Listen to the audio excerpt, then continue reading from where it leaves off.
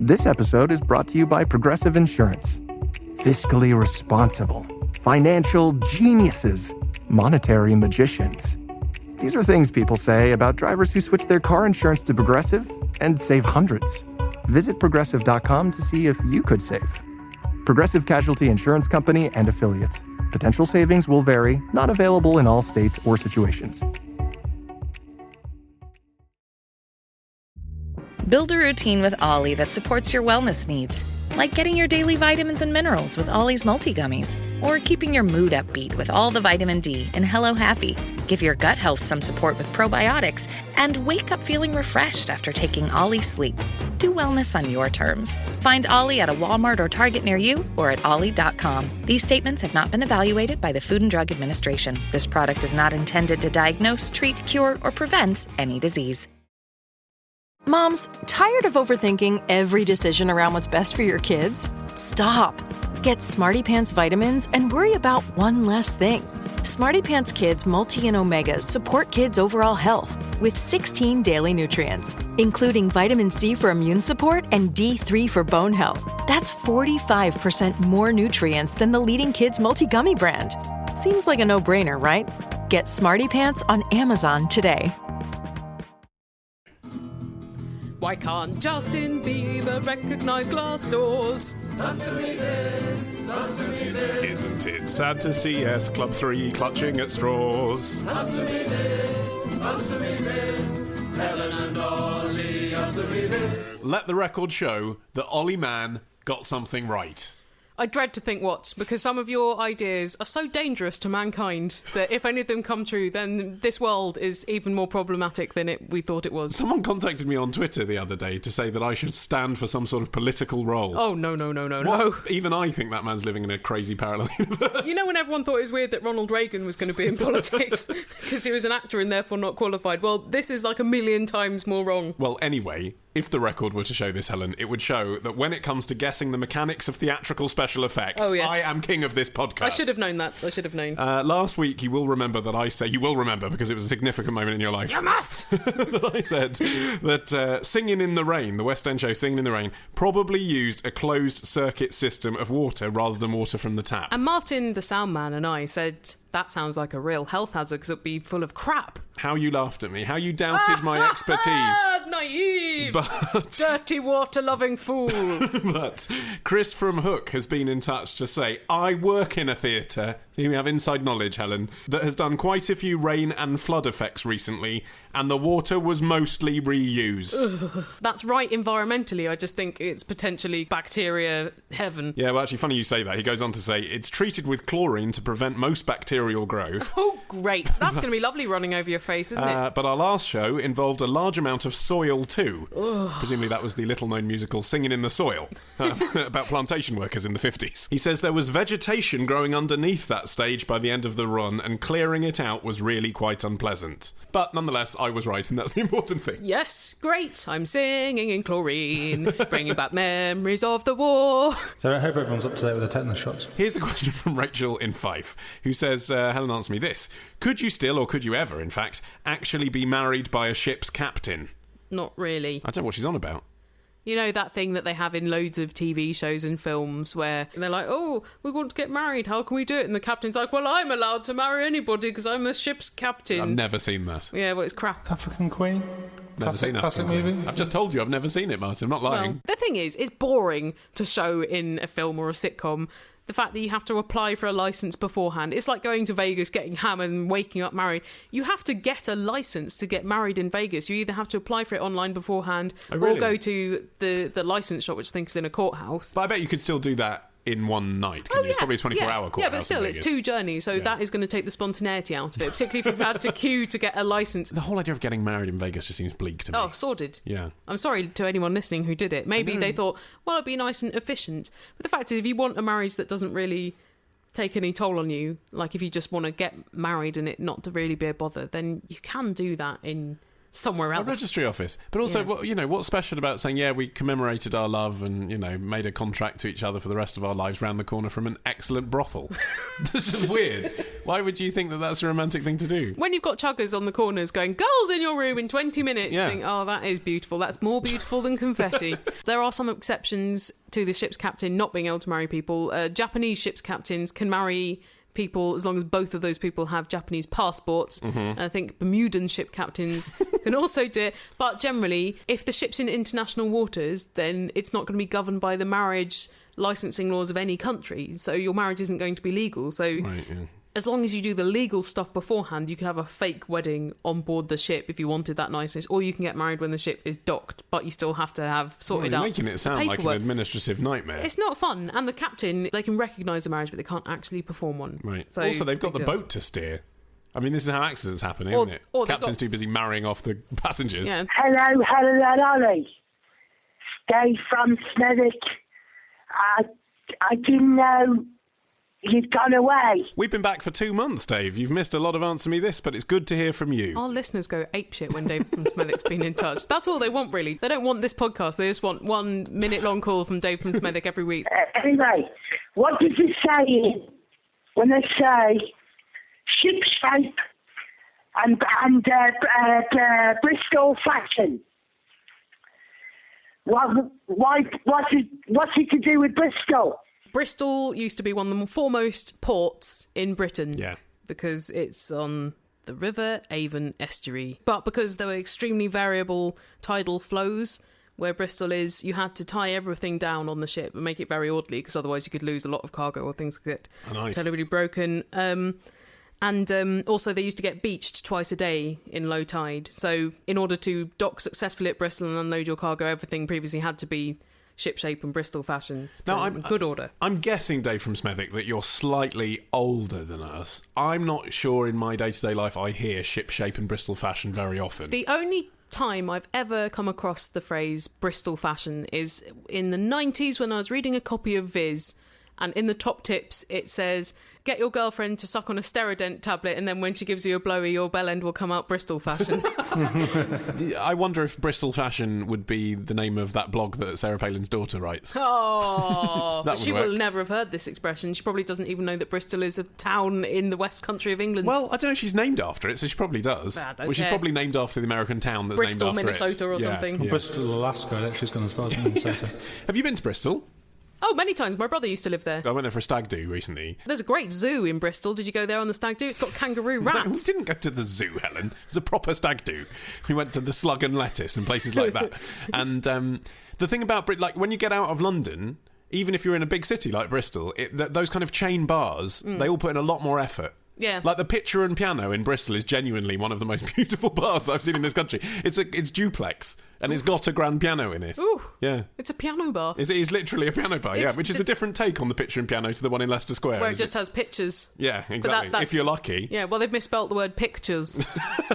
That's the kind of place it is in London. It reminds me of, I was in Turkey recently. In Bodrum, there's a Starbucks which has its own private beach. Oh, that's ridiculous. As soon as you get out of London, you're like, chains can be quite good, actually, if you're in the right place. Whereas in London, you can fold your up and go, I don't need you. I don't need you. Yeah, I'd rather go to the one that I've never heard of that's clearly a bit shitty and more expensive because I'm cool. Well, it was like when Crystal Palace, very briefly, for 6 months, had their own version of Nando's that was better. I think there was also a version in Croydon. But the only things it served were chicken and ribs. And on at least one occasion we went in and they had neither chicken nor ribs. And you think, if you can't get that right, then you're pretty screwed. Sometimes there's a reason the big companies are big. But you've got your own version of Pizza Express now, haven't you? Patp. It used to be Pizza Express, and then they maintained the structure of the logo but renamed it. But they've called it Patp. Well, it's Pizza at the Palace. But they've put Patp. That's quite new. That's quite new. Patp. Doesn't work as an acronym. Well, it's one that is just going to get you spat at in the face if someone says it to you. You know what's missing from cool independent shops? Brand consultants. Patp. Honestly. This is from Ben in Upper Norwood, so local boy. Hello, Ben. Yeah. Do you frequent Pat? He says, my friends and I were discussing fashion and the like, and one of them mentioned that someone they knew bought a T-shirt for £320. Was it an invisible T-shirt? And they paraded around going, look at my amazing T-shirt. And everyone's like, Yeah, it's an Emperor's New Clothes brought into the modern age. No, I see what you were doing, Helen. Good. Yeah, no, very good. You were looking at me blankly, Yes, which yes. is usually when you don't see what I I'm was doing. looking at you thinking, are you really doing an Emperor's New Clothes joke? Hey, it's what all the kids are into, right? The thing is, I've seen designer T-shirts before. Like, if you go into, like, Liberty or Selfridges or Harvey Nicks or something... Yeah.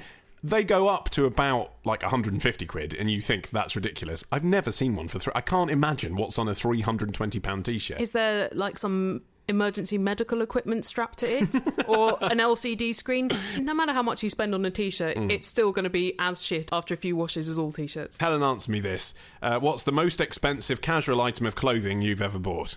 Well, I've got... About tenner, wasn't it? My whole wardrobe is worth a tenner. I've got some dresses that I bought for about 60 quid, like vintage dresses. Yeah. Most of my clothes are £40 or less and second-hand, but the most expensive item I have in my whole wardrobe is the shoes that I wore at my wedding, which were £160, more than my wedding dress. And they're not shoes that I would wear casually because they're heels, and I never wear heels for fun because I have a fear of breaking my ankle. Yeah. But I'm they're not slightly sure that counts as casual shoes if you bought them for your wedding. Yeah, but they're casual-ish in style. They're not like wedding shoes where they're white satin slingbacks. They're like brogues. You could wear them out to a classy establishment like the Pitcher and Piano in Bristol, but... Dare to dream. One day someone might squire me there. Who knows? Nonetheless, you bought them for your wedding, and I think know. that counts as formal attire, therefore, so Yeah. I'm discounting that as well, so you got casual. Yeah, casual. It'd be 40 quid, would it? Yeah, about 40 quid. Okay. That's pathetic, isn't it? Well, I've got that duffel coat that I bought. Yeah, that was, about 300? You were arguing with me that it didn't count as casual because it was a coat. Yeah, well, it's... But it has toggles on it. Yeah, it's not smart, Toggles that's are the thing. informal. And if you're trying to work out which of your clothes are casual and which aren't, if there is a scaled-down version of that garment at Build-A-Bear, then it's casual. If you've got a question, then email your question to answer me this podcast at googlemail.com. Answer me this podcast at googlemail.com. Answer me this podcast at googlemail.com. Answer me this podcast at googlemail.com. This episode is brought to you by Shopify. Upgrade your business with Shopify, home of the #1 checkout on the planet. Shop Pay boosts conversions up to 50%, meaning fewer carts going abandoned and more sales going cha-ching. So if you're into growing your business, get a commerce platform that's ready to sell wherever your customers are. Visit Shopify.com to upgrade your selling today. This episode is brought to you by Amazon. Sometimes the most painful part of getting sick is the getting better part. Waiting on hold for an appointment, sitting in crowded waiting rooms, standing in line at the pharmacy, that's painful. Amazon One Medical and Amazon Pharmacy remove those painful parts of getting better with things like 24/7 virtual visits and prescriptions delivered to your door. Thanks to Amazon Pharmacy and Amazon One Medical, healthcare just got less painful. Here's a question from Rachel in Cambodia who says, Helen, answer me this. Why do so many people hate the word moist? Well, it's really down to context, isn't it? If someone says, oh, this carrot cake is really moist, no one minds, do they? I don't know, I reckon there are some people that get a bit of a shudder then. But it's because of their own latent sexual problems. Or if you say, this carrot cake is really moist. Yes. If you savour it too much. Yeah. That's gross. Not everyone hates it, Rachel. I learnt the fact that Jo Wiley, the DJ, it's her favourite word. And what? Where did you learn that? Well, I don't know. It was in a magazine interview many years ago. And what I don't know is why my brain recalls those things and nothing useful. Well, Rachel continues. I ask only because it appears in 50 Shades of Grey 3 times. I have counted all the words in 50 Shades of Grey. That's not that many because 50 Shades of Grey, from what I've read, which is only excerpts on the Daily Beast, it's not a big vocabulary being used in that book. And sexual words, there's a limited supply of them. So I'm amazed, in fact, that moist doesn't appear on every other page. We should explain to listeners who haven't been aware of this. It is a phenomenon, isn't it, 50 Shades of Grey? But it is the kind of thing that, like, a lot of men specifically listening won't have any idea what we're talking That's about. because it's erotica for housewives, isn't it? Mummy porn, they call it, which I think is a bit patronising, really. Was it set in Egypt? God, there probably is like slash fic about that on the internet, isn't there? Yeah, probably, Gross. yeah. But no, they call it that because this is sort of essentially aimed at bored housewives who maybe aren't satisfied in their relationship at home, and it's actually got elements of S&M and bondage in it. Oh, but it's also, got fisting in it, hasn't yeah. it? But also, you know, in the context of quite a reassuring almost, I was going to say traditional storyline, but a storyline about, it's based on Twilight, isn't it? The woman who wrote it, she was writing Twilight fan fiction and then thought she'd probably get into less trouble by taking the names of those characters out. Yeah. And then she kind of self-published it for Kindles, and people went nuts for it because they could read it on Kindle without everyone knowing they were reading a dirty book on their commute. Yeah, exactly. It's the modern equivalent of hiding Playboy inside your copy of the FT or whatever. I haven't read it because it sounds lame. I imagine it's not really your preferred genre, is it? No, I suppose not. It sounds BDSM really, fiction for mums. it sounds really badly written. And I did read, when I was a teenager, the lengthy poem novel The White Hotel, which I think was kind of classic BDSM erotica of its time. It is horrible, though, and really, really tiresome. And it's about this woman who is on a hotel on top of a mountain, and she and this guy have loads of sex, and then it might all be in her mind, and she's explaining it to Freud, who's her psychiatrist, and then she gets killed in the Holocaust. Bloody hell, the Holocaust. That turns me on. Holocaust, yeah. That's sort of Wuthering Heights, but with a porny bit, isn't it? It's the same sort of thing in a way. Yeah, I suppose so. This is the incredible thing about the difference between men and women. The internet comes along. For men, that means instant visual gratification through explicit pornography. Even more graphic than before. Yeah, get off in minutes, any time of the day, wherever you are, do it at work, do it on your phone, do it in a toilet stool, do it anywhere, do it at a job interview. For women, it means download a novel where you have to wait for 50 pages before you get some oral sex. That is not the only thing women do with the internet. Yes, I mean, know. look what they've done with Pinterest. Yes, I know. And I'm aware too that some women like watching some of the hardcore pornography I've just discussed for men. But I'm just saying, this is the thing that I'm guessing many men aren't reading, because this is very much aimed at the slow build of a woman's fantasy. That's the case with erotic literature generally. It tends to be pitched at women, whereas men prefer actual visual content. Yeah. Anyway, I think a lot of people might hate the word because they do not like to acknowledge women's personal moisture. Maybe. Right. Wow. I've got an etymological theory as to why people might not like the word moist. Yeah, go on. It's because it's from the same Latin root as the word mucus. And show me a person who likes mucus. No one likes mucus. Not in a sex way. Slugs like it. I quite like picking bogies out and sort of turning them into little snowballs and flicking them on the floor. I don't feel well. Well, you asked me to show you a person. Here I am, Helen. Call me Mr. Mucus. How many social networks are you on? Vivo, Friendster, Path, YouPorn, MySpace, Ping, and Google Buzz. If you want to be our pal, go to this URL: facebook.com/answermethis or twitter.com/Helen and Dolly. But please don't follow us in real life. Righto, time to take a question off our phone line, the number for which is 02081235877. Or you can Skype us at Answer Me This. Let's see who we've got on the phone line today. Hi, Helen Nolly. It's Samantha from London. I was wondering today, after watching Embarrassing Bodies, how come they say that they can't go to the doctor, but they can manage to go on Embarrassing Bodies and put it in front of the whole national TV? So, answer me this. Why do people not just go to the doctor instead of flashing their bits and scrotums all over the TV? It's sort of an extension of the urge that makes them think, I won't sort out my embarrassing personal problems in private with dignity. I'll go on Jeremy Kyle. Yeah.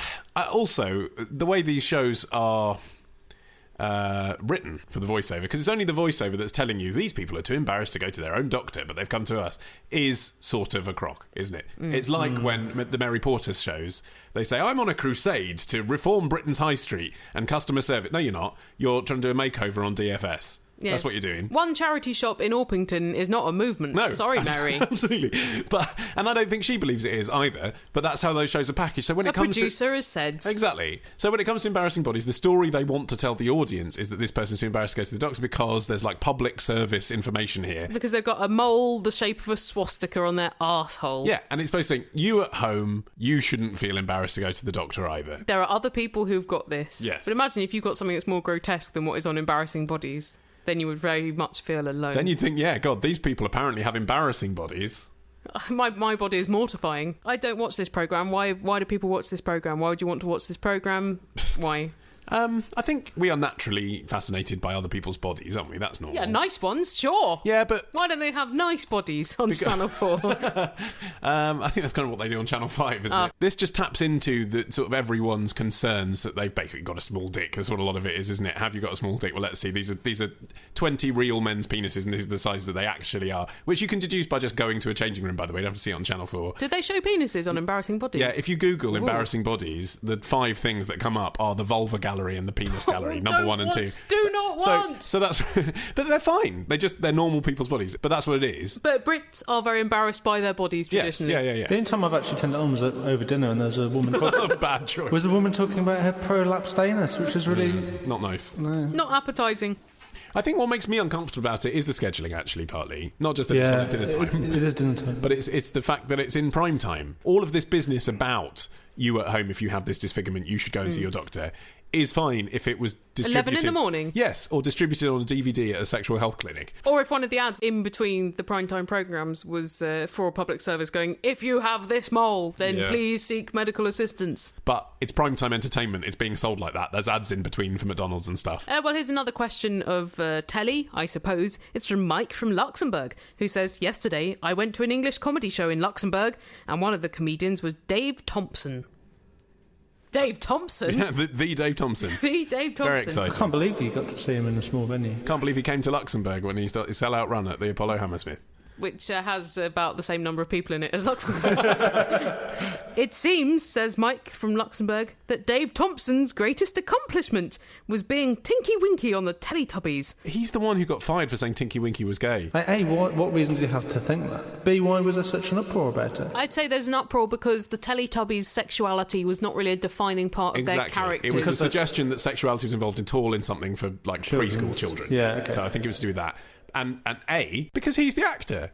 If he thinks to himself, my motivation is Tinky Winky is gayness, gay, then actually that's fine, isn't it? I mean, I'm sure there's actors who play characters like on things like Casualty or whatever, or Coronation Street, and they know that their character's gay, but the audience doesn't because it's not actually been scripted, but they've done, extensive methodology behind the character. Why should Teletubbies actors be exempt from the Stanislavskian style of acting? Well, also, you're trapped inside that big felty suit. You're going to be a bit bored. You're going to be thinking, aren't you? You might as well. Yeah. Mike's question is, Ollie, answer me this, who were the other actors playing the Teletubbies and what are they doing now? Right, okay. John Simmet played Dipsy. Which colour was Dipsy? I can't remember what colour he was in the show, but it was interesting because he was obviously the black one. What? The producers actually said, like, Dipsy is black. Oh, it's fine for there to be a black Teletubby, but not a gay one. Well, the idea was it was the Teletubby that black children could identify with. How on earth did they... Dipsy was green! And look, I'm not defending it, I'm just saying what happened. They said Poe is Cantonese and Dipsy is black. He's now a club comedian anyway. That's what he does. Okay. Poe was played by Poo Fan Lee, but that might not be how you say the name. And it says here in The Sun, Poe appeared in racy Channel 4 series Metrosexuality as a sex-mad lesbian. She was seen romping naked with another girl and performing an intimate sex act. Shock! So Horror! That's what she did in 2001. But since then, apparently she's become a presenter on CBeebies, and she's also been in Bridget Jones' The Edge of Reason. Oh, really? I wonder who she played in that. Presumably that slightly off-colour scene in the Thai jail. Nikki Smedley, who played Lala, is now a storyteller. Oh. So I suppose that means tell stories to kids in libraries and stuff. And also a dancer, and lives in Shipston-on-Stour. Where's that? Fuck knows. What would be interesting is if the baby who played the son, as in literally the son that rose... It's probably now an adult, almost, like the baby on the Nirvana album. If she becomes an actress now... there'll be a massive gap in her IMDb CV. Oh, embarrassing. Same baby the whole way through, which surprised me because of child sort of, licensing laws. Yeah, but presumably they just filmed as her doing a load of stuff one afternoon. Once, and then... and then it's always the same. That's the thing with kids shows, isn't it? They are always the same. Because there are hundreds of episodes of Teletubbies, aren't there? But they're all the same. They're all the same. They might have well just made 10 and just shown them... I suppose they do. That's what they used to do with Bagpuss and stuff. I suppose it's for the parents, isn't it? So that you don't actually go completely mental watching the same thing every day. If you're a parent and having to watch the Teletubbies every day, you would go as mental as if you were dropping acid every day. Yeah, but at least you've got the stimulus of a slightly different storyline. I mean, if it was literally the same every day. I watch Teletubbies for the plot and the writing. And so the Jubilee celebrations are nearly at an end, and Her Majesty has donned the Jubilee nightie and is climbing into the royal bed. Oh, the Queen is yawning. She's really ready for sleep now, and As her royal head adorns the royal pillow, our coverage continues over on the BBC News channel. The Answer Me This Jubilee. 1 hour of right royal fun. Available now from iTunes. Time for a question from Laura from Southampton. She says, I'm 17 and I've just joined Twitter. Jolly good. Well done. Yeah. Hope it works out for you. Helen, answer me this. What was the hash key used for before hashtags? Seems incredible to think of a time before hashtags, doesn't it? It just lived in a punctuation wasteland, like that funny squiggly key that is in the top left of my keyboard. I'm struggling to think of a use of actually. I think it's used in LaTeX typesetting language. Yeah, it's quite popular in computational languages, but that doesn't explain why it was on all the push-button phones before even mobiles were invented. Because in mobiles, you use it to navigate menus. Yeah. In America, they use it quite a lot because it means number, and also it means pounds, as in pounds of weight, because it was just like a contraction of writing the letters LB. But when you write it down to mean number, so you say, for example, we're the number 3 best-selling Apple in the United States, and then you'd put we're hashtag 3. Or turn to hymn number 213. Exactly. Fine. But why are they on the phones? Because you don't have to press that to press number, do you? It knows you're dialing numbers. Was it like a command for like call centre waiting things and stuff? Yeah, but it was something like that. But I've never heard that. I've never heard press the hash key. Have you? Yeah, every time I pay my mobile phone bill on Orange, please enter your long number followed by the hash key. Followed by the hash key. Yeah, I have heard that actually. But in medicine, it's the symbol for a fracture, and in Swedish, it's the symbol for lumberyard. So, it gets around. One of its other names is the Octothorpe.